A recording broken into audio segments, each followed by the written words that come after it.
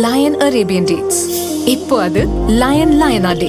இது தரும் ஆரோக்கியம் இயற்கையானது. லயன் லயனா பிரீமியம் டேட்ஸ். எந்த சமையலும் ருசி தேடும் ரகசியம். 20 ரூபாய். குக்கர் விசில மறந்து உணவு வீணாகி போச்சா? இனி அந்த கவலையே வேண்டாம். வழங்குகிறோம் உலகின் முதல் விசில் கவுண்டர் குக்கர், புதிய அல்ட்ரா குரோனோ. அல்ட்ரா என்றால் ஆரோக்கியம். வணக்கம். செய்தி சுருக்கம். அவங்களுக்கு வந்தா ரத்தம், எங்களுக்கு தக்காளி சட்னியா? எஸ்பி ஆபீஸ் முன் திமுகவினர் தள்ளுமுள்ளு. கோவில்பட்டியில் கடந்த 18ஆம் தேதி நடந்த பொதுக்கூட்டத்தில் பேசிய விளாத்திக்குளம் திமுக எம்எல்ஏ மார்க்கண்டேயன், சட்டசபை கதவுகளை மூடினால் முதல்வர் விஜயின் எலும்பை உடைப்பேன் என்று மிரட்டல் விடுத்தார். இதுபற்றி தவிகவினர் அளித்த புகாரின் அடிப்படையில் எம்எல்ஏவை போலீசார் கைது செய்தனர்.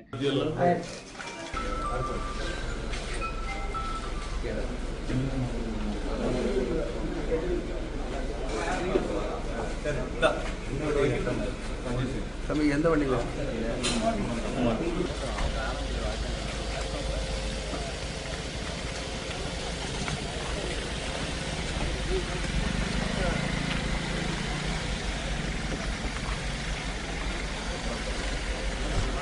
கொலை மிரட்டல் விடுத்தல், அவதூறாக பேசுதல், பதட்டம் ஏற்படுத்தும் வகையில் பேசுதல் ஆகிய 3 பிரிவுகளின் கீழ் வழக்கு பதியப்பட்டது. எம்எல்ஏ மார்க்கண்டேயன் விசாரணைக்காக தூத்துக்குடி போலீஸ் எஸ்பி அலுவலகத்திற்கு அழைத்து செல்லப்பட்டார்.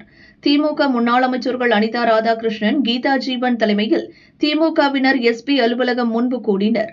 மார்க்கண்டேயனை சந்திக்க விட வேண்டும் என வலியுறுத்தி போலீசாரிடம் வாக்குவாதம் செய்தனர். அப்போது இருதரப்பினர் இடையே தள்ளுமுள்ளு ஏற்பட்டது.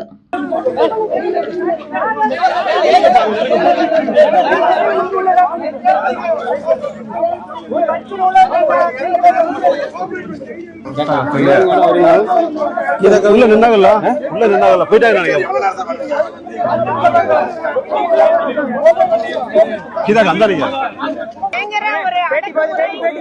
போலீஸ் அராஜகம், எம்எல்ஏவை பார்க்க விட மாட்டேங்கிறாங்க. கைது பண்ணி கொண்டு வந்ததுல இருந்து அவர் கையில போனை கொடுக்கல, அவருடைய உதவியாளர் கூட பார்க்க விடல, வழக்கறிஞரை பார்க்க விடல. அவரோட ஒரு பேர் சொன்னார் போல, என் கூட இருக்கிறவன், அவரை மட்டும் தான் பார்க்க வச்சிருக்காங்க. ஆமா, அவருக்கு எதுவும் ஆயிரப்படாது. அது போலீஸ் அராஜகம். எங்கேயோ மேல இருந்து உத்தரவு வரணும் போல, கரெக்டா தெரியுது.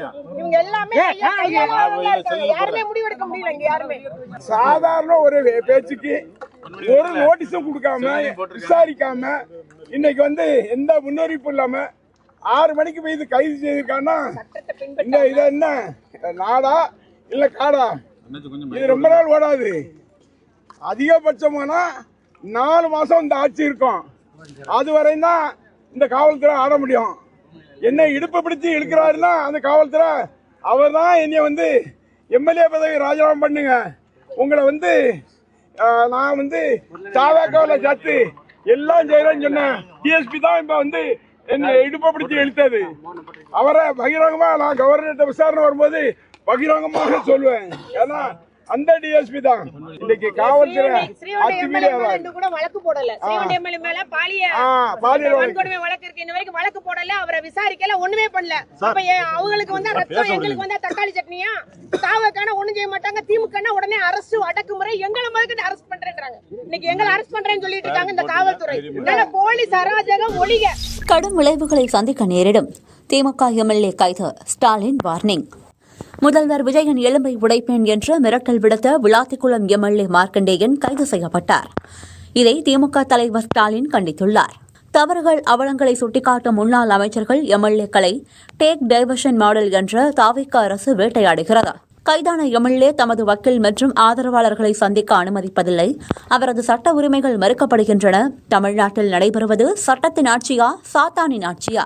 தவறு செய்யும் சொந்த கட்சியினர் மீது நடவடிக்கை எடுக்காத தாவேக அரசு அரசியல் விமர்சனங்களுக்கு மட்டும் அலறி துடித்து கைது செய்வது ஏன்? சட்டம் மற்றும் மனசாட்சிப்படி நடக்காவிட்டால் கடும் விளைவுகளை சந்திக்க நேரிடும் என ஸ்டாலின் கூறியுள்ளார். ஸ்டாலினின் கண்டனத்துக்கு தாவேக பதில் அளித்துள்ளது. அரசியலை வியாபாரமாகவே செய்து வரும் வெண்டிங் மிஷன் திமுக ஆபாச பேச்சாளர்களை வன்மமூட்டி வளர்த்து வருகிறது. அதுதான் எதிர்க்கட்சியின் ஜனநாயகம் என்று எகத்தாளம் பேசுகிறது. திமுகவின் அநாகரிக அரசியலை மக்கள் பார்த்துக் கொண்டுதான் இருக்கிறார்கள். அதை மறந்து தான் என்ற திமிரில் திமுக அராஜகம் செய்கிறது. விளைவுகளை சந்திக்க நேரிடும் என்று காவல்துறையை பகிரங்கமாக மிரட்டுகிறார் ஸ்டாலின் சார். சத்திய ஆட்சி எது, சாத்தானின் ஆட்சி எது என்று மக்களுக்கு தெரியும். திமுக விதைக்கும் வினைகளை விரைவில் அறுவடை செய்யத்தான் போகிறது என தாவேகா ஐடி விங் தெரிவித்துள்ளது. சண்முகம் ஆதரவாளர்கள் கூண்டோடு ராஜினாமா, அதிமுகவில் மோதல் உச்சம். சட்டசபை தேர்தலில் அதிமுக தோற்றதால் பொதுச் செயலாளர் பழனிசாமிக்கு எதிராக போர்க்கொடி தூக்கினார் எம்எல்ஏ சண்முகம். அவரது விழுப்புரம் மாவட்ட செயலாளர் பதவியை பழனிசாமி பறித்தார். இச்சூழலில் கட்சி தலைமை மீது அதிருப்தியில் உள்ள சண்முகம் ஆதரவாளர்கள் சுமார் 500 பேர் சென்னைக்கு வந்தனர். மெரினாவில் உள்ள ஜெயலலிதாவின் சமாதியில் மரியாதை செலுத்தினர். பொதுச் செயலாளர் பழனிசாமி அதிமுகவை அழித்து வருவதாக கண்டன முழக்கமிட்டனர். விழுப்புரத்தில் CV சண்முகத்தை நீக்கிவிட்டு கட்சியை வளர்க்க முடியாது என்று குரல் எழுப்பினர்.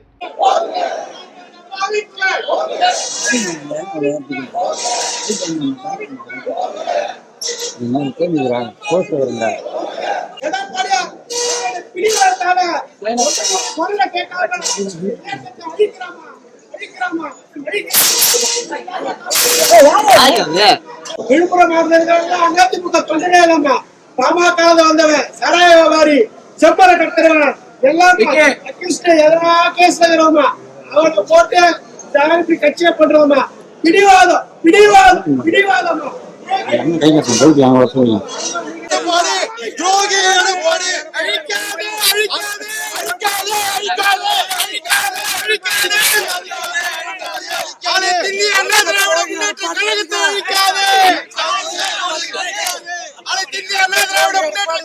அதிமுக தலைமை மீதான அதிருப்தியில் சுமார் 1000 பேர் கட்சி பதவியிலிருந்து விலகுவதாகவும் அறிவித்தனர்.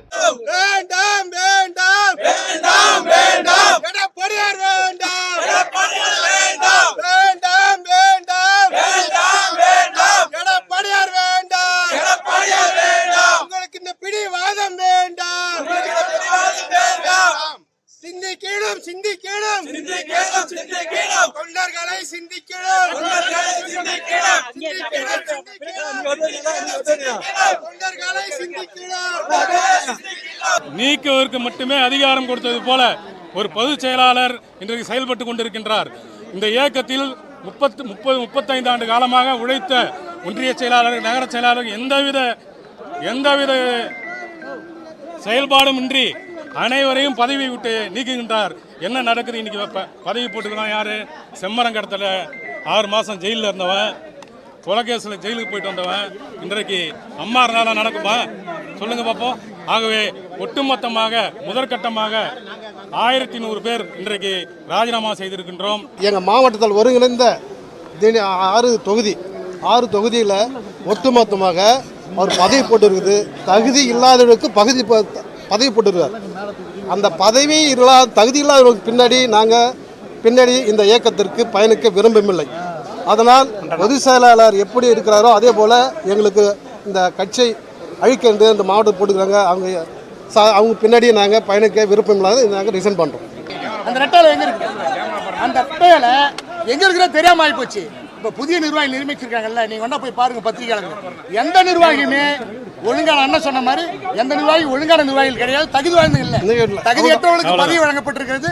தகுதியாளர்கள் அம்மாவுடைய காலடியில் வந்து கண்ணீர். CV சண்முகம் ஆதரவாளர்களின் ராஜினாமா கடிதங்களை ராயப்பேட்டையில் உள்ள அதிமுக அலுவலக மேலாளரிடம் கொடுத்துள்ளனர். ஈரானில் உச்சக்கட்ட பதற்றம், இந்தியர்கள் வெளியேற அறிவுரை, உதவி எண்கள் வெளியீடு.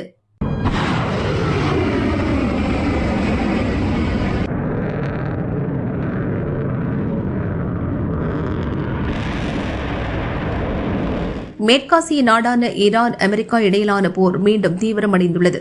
அங்கு நாளுக்கு நாள் நிலைமை மோசமாகி வருவதால் மக்கள் பீதியடைந்துள்ளனர். ஈரான் மீது அமெரிக்க படைகள் தாக்குதல் நடத்தி வருகின்றன. இந்த சூழலில் அங்கு வசிக்கும் இந்தியர்கள் கிடைக்கும் விமானத்தை பயன்படுத்தி உடனே அங்கிருந்து வெளியேறும்படி இந்திய தூதரக அதிகாரிகள் அறிவுறுத்தியுள்ளனர். இதுகுறித்து இந்திய தூதரகம் வெளியிட்டுள்ள அறிவிப்பில் கூறப்பட்டுள்ளதாவது: எந்த காரணத்திற்காகவும் ஈரானுக்கு பயணிக்க திட்டமிட்டுள்ள இந்தியர்கள் முடிந்தவரை தங்கள் பயணத்தை தள்ளி போடுங்கள்.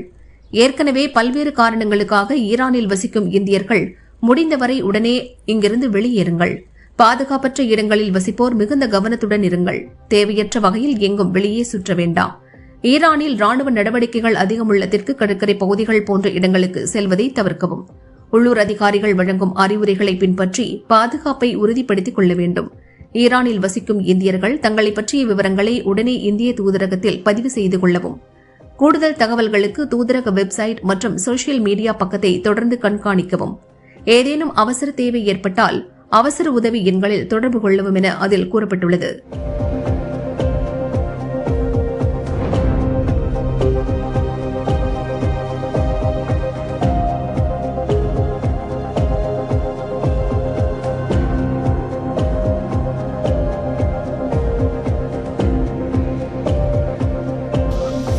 டெங்கு காய்ச்சலுக்கு தடுப்பூசி வந்தாச்சு. இந்தியாவில் டெங்கு காய்ச்சல் ஆண்டுதோறும் பல்வேறு பாதிப்புகளை ஏற்படுத்தி வருகிறது. டெங்குவை தடுக்க தடுப்பூசி இல்லாததால் மக்கள் அவதியடைந்து வந்தனர். இந்நிலையில் ஜப்பானை தலைமையிடமாக கொண்டு செயல்படும் தகேடா நிறுவனம் தயாரித்துள்ள கியூடெங்கா தடுப்பூசிக்கு DCGI எனப்படும் இந்திய மருந்து கட்டுப்பாட்டு இயக்குநரகம் ஒப்புதல் அளித்துள்ளது. இந்த தடுப்பூசி 4 முதல் 60 வயது வரை உள்ளவர்களுக்கு செலுத்தப்படும். இந்தியாவில் அங்கீகாரம் பெற்ற முதல் டெங்கு தடுப்பூசி என்ற பெருமை கியூடெங்காவுக்கு கிடைத்துள்ளது. ஒருவருக்கு டெங்கு ஏற்பட்டிருந்தாலும் இல்லாவிட்டாலும் இந்த தடுப்பூசியை பரிசோதனையின்றி பயன்படுத்தலாம். இந்த மருந்து 0.5 மில்லி என்ற அளவில் 3 மாத இடைவெளியில் 2 டோஸ்களாக தோல் வழியாக செலுத்தப்படும். இந்த மருந்தை பயன்படுத்த உலக சுகாதார அமைப்பும் ஒப்புதல் அளித்துள்ளது.